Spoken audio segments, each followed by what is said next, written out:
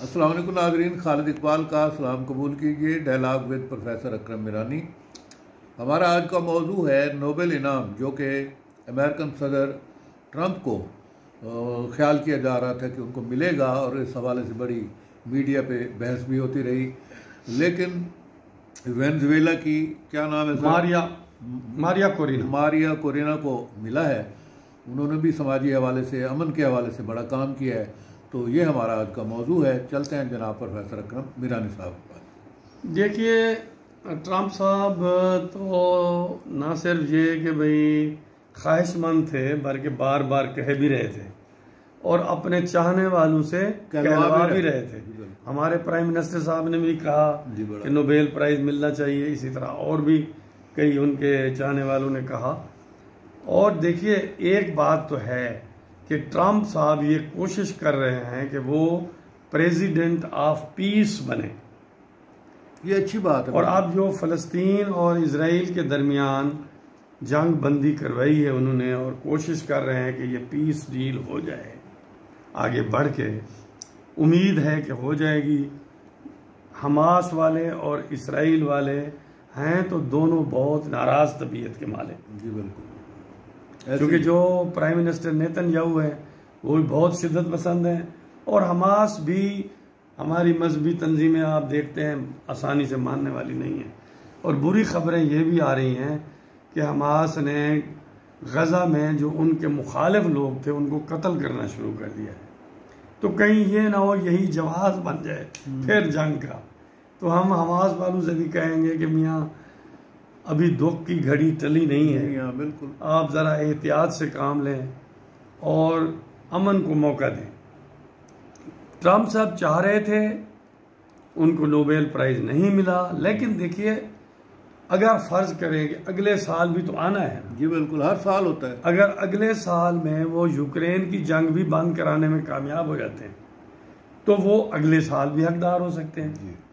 अगर ये बड़ी अच्छी पीस डील हो जाती है और लोग उसको मान लेते हैं बिल्कुल। और जो कहा जा रहा है कि पीस अमन फोर्सेस गजा में चली जाएंगी, वो चली जाती हैं और अमन हो जाता है, तो 2026 में 2027 में ट्रंप को मिल सकता है।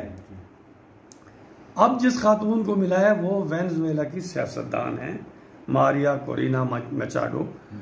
और वेनेजुएला, फिर वही सवाल उठता है, वेनेजुएला में प्रोग्रेसिव लोगों की हुकूमत है और अमेरिका उनका और सारा वेस्ट उनके खिलाफ है। वो अपोजिशन की वहाँ लीडर हैं और वहाँ वो जमहूरी जिदोजहद कर रही हैं, जमहूरियत के लिए उनकी जिदोजहद है। तो उनको अप्रिशिएट करने के लिए कि वो जमहूरियत की आवाज़ उठा रही हैं, जिसे चाइना, रशिया, ईरान या उनके इत्तेहादी तो कहते हैं कि ये तो जनाब प्रोपेगेंडा है जो हमारे खिलाफ हमेशा होता है। जहाँ तरक्की पसंदों की हुकूमत होती है, जहाँ लोगों को हकूक़ देने वाली हुकूमत होती है, वहाँ सिर्फ जमहूरियत का राग जो है ना अलापते हैं। ये जैसे वो इराक में हुआ, लीबिया में हुआ, जमहूरियत लाते लाते उनका बिल्कुल बेड़ा गर्क कर दिया। जैसे शाम वालों को जमहूरियत मिली है, अपनी जिंदगी के लाले पड़े हुए हैं तो लेकिन बहरहाल वो खातून है, वो जमहूरी जिदोजहद कर रही हैं, अवाम की आवाज़ की बात उठा रही हैं और मुसलसल लोगों में काफ़ी पॉपुलर भी हैं। तो उन्हें ये नोबेल प्राइज़ मिला है।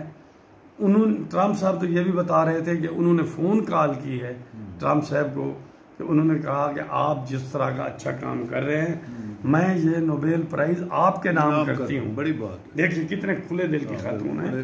यानी उन्होंने भी ट्रंप साहब की कारकर्दगी को अप्रिशिएट किया है।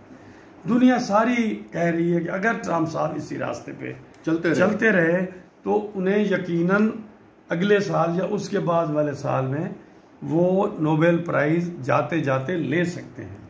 लेकिन ये है कि वो इसी अमन के रास्ते पे चलते रहे और जंगों को जिस तरह वो बंद कर रहे हैं या बंद करने की कोशिश कर रहे हैं, तो ये तो दुनिया के लिए है तो फायदा। बहुत अच्छी देखें कि ये मामला कैसे आगे बढ़ते हैं। ये इसी मकालमे के साथ ही इजाज़त दीजिए। अल्लाह हाफ़िज़।